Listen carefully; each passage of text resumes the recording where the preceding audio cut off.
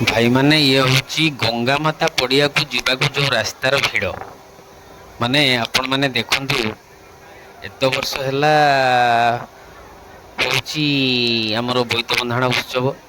ଏଥର ପ୍ରଥମ କରି ବିଜେପି ଗଙ୍ଗା ମାତା ପଡ଼ିଆରେ ବୋଇତ ବନ୍ଦାଣ ଉତ୍ସବ ପାଳନ କରୁଛି।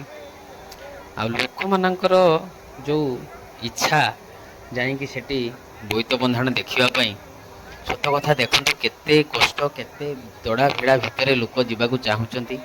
ଇଏ ହେଉଛି ଆମର ଧାମରା ବୋଇତ ବନ୍ଦାଣ ଯେଉଁ ଗଙ୍ଗାମାତା ପଡ଼ିଆରେ ବିଜେପି ତରଫରୁ କରାହେଉଛି। ସେଠିକାର ଯିବାକୁ ଯେଉଁ ରାସ୍ତା ଅଛି, ସେ ରାସ୍ତାର ଭିଡ଼ ଆପଣ ନିଜେ ଦେଖନ୍ତୁ।